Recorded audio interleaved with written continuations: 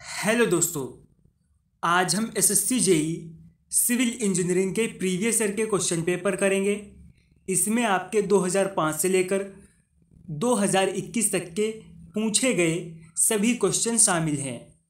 और वैसे हमने एसएससी जेई के 100+ वीडियो बनाए हैं। अगर आप चाहें तो उन्हें प्लेलिस्ट में जाकर देख सकते हैं। हेलो दोस्तों, आज हम एसएससी जेई सिविल इंजीनियरिंग के प्रीवियस ईयर के क्वेश्चन पेपर करेंगे। अगर आप एसएससी जेई के 100+ वीडियोस देखना चाहते हैं तो आप प्लेलिस्ट में जाकर देख सकते हैं। तो प्लीज़ आप लोग वीडियो को पूरा देखिएगा। अगर चैनल पर नए हैं तो सब्सक्राइब करिएगा। पहला क्वेश्चन है आपका बिल्डिंग मटेरियल से। Percentage of pozzolanic material containing clay up to 80% used for the manufacture of pozzolana cement is. इस क्वेश्चन में पूछा है पोज़्लेनिक मटेरियल जिसमें 80% तक मिट्टी होती है, उसका यूज पोज़्लेनिक सीमेंट के निर्माण में कितने प्रतिशत तक होता है। ऑप्शन आपको दिए गए हैं 30%, 40, 50 या फिर 60%। आपके दिए गए ऑप्शन में से ए सही रहेगा 30%। अगर एग्जाम में पूछ लिया जाए कि पोज़लाना मटेरियल किसे कहते हैं तो पोज़लाना मटेरियल कहते हैं जो आपके ज्वालामुखी होते हैं उनके पर्वत से निकली हुई राख को। अगर बात की जाए इन ज्वालामुखी पर्वत से निकली राख की तो इसमें एल्यूमिना के यौगिक, सिलिका, चूना, मैग्नीशियम तथा कुछ धातुओं के ऑक्साइड मिले होते हैं। अगर सीमेंट में पोज़लाना मटेरियल ज़्यादा हो जाता है तो इससे क्या प्रभाव पड़ता है। अधिक मात्रा होने पर मसाले और कंक्रीट का संकुचन अधिक होता है। अगला क्वेश्चन भी आपका बिल्डिंग मटेरियल से है। An ordinary Portland cement when tested for its fineness should not leave any residue on ISCU number 9 more than dash। यहाँ पर पूछा गया है सामान्य पोर्टलैंड सीमेंट का जब महीनता का टेस्ट किया जाता है तो आपकी जो ISCU यानी चलनी होती है CU नंबर 9 पर किससे ज़्यादा कोई अवशेष नहीं छोड़ना चाहिए। ऑप्शन बी आपका सही रहेगा 10%।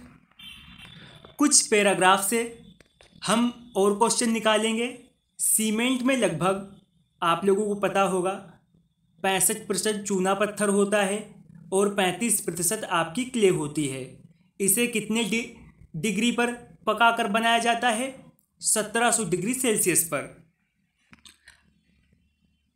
अगर बात की जाए आपके साधारण सीमेंट की तो इसकी 3 दिन की कंप्रेसिव स्ट्रेंथ होती है 160 किलोग्राम सेंटीमीटर स्क्वायर और 7 दिन के बाद में होती है 220 किलोग्राम सेंटीमीटर स्क्वायर। इससे कम नहीं होनी चाहिए।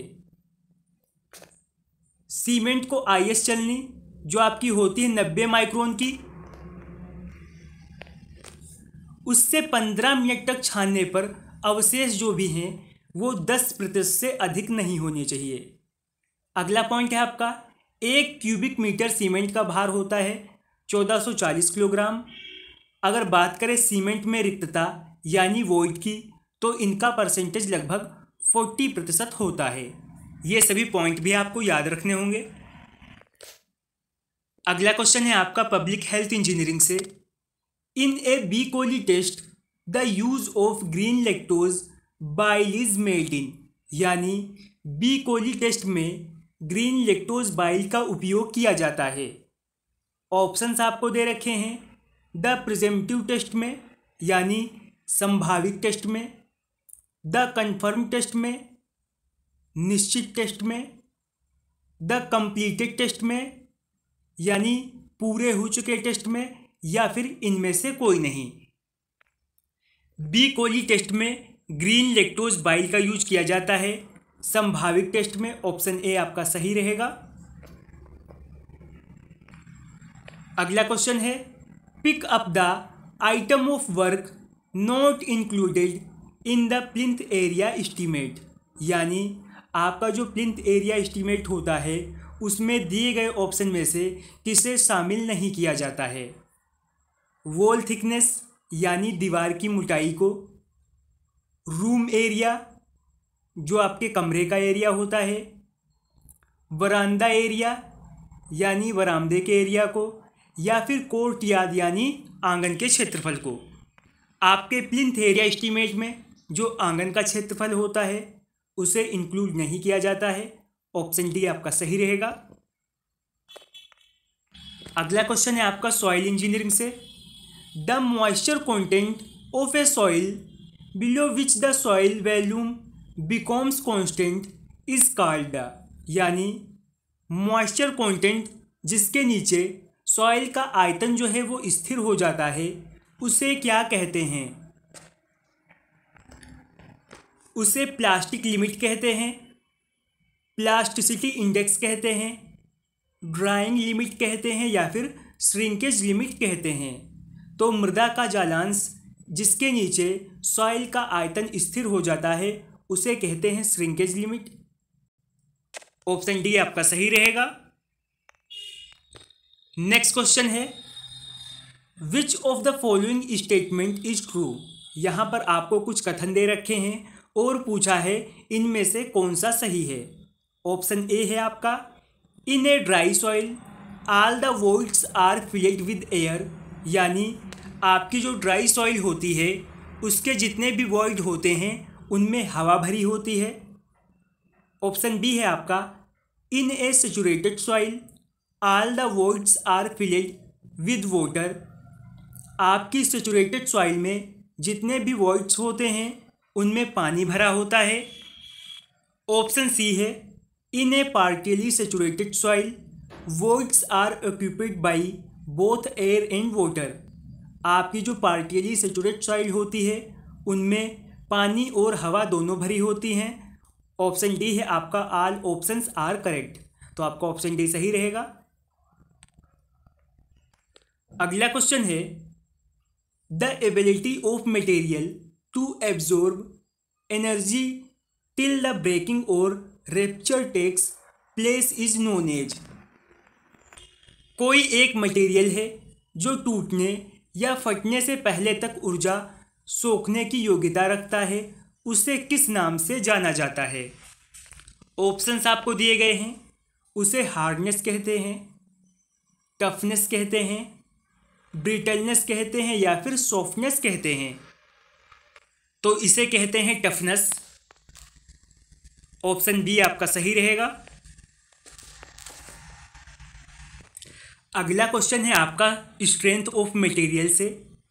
At any point of a beam the section modulus may be obtained by dividing the moment of inertia of the section by, यानी बीम के किसी पॉइंट पर सेक्शन मॉडुलस को मोमेंट ऑफ इनर्शिया के किससे मल्टीप्लाई करने से प्राप्त किया जा सकता है। अरे मल्टीप्लाई नहीं, डिवाइड करके प्राप्त किया जा सकता है। ऑप्शंस आपको दे रखे हैं। डेप्थ ऑफ सेक्शन यानी सेक्शन की गहराई से डिवाइड करके, डेप्थ ऑफ न्यूट्रल एक्सिस यानी न्यूट्रल एक्सिस की डेप्थ से, maximum tensile stress at a section या फिर maximum compressive stress at a section. Option B आपका सही रहेगा। अगला क्वेश्चन है आपका सर्वे इंजीनियरिंग से। Point of tangency is the, ये क्या होती है। बिगेनिंग ऑफ द कर्व पर यानी कर्व के शुरुआत में, एंड ऑफ द कर्व यानी कर्व के अंत पर, common point where the radius change यानी कॉमन पॉइंट जहाँ पर रेडियस चेंज होती है, या फिर common point where the radius and direction change जहाँ पर रेडियस और डायरेक्शन दोनों चेंज होती हैं। तो आपकी पॉइंट ऑफ टेंजेंसी होती है एंड ऑफ कर्व पर। ऑप्शन बी आपका सही रहेगा।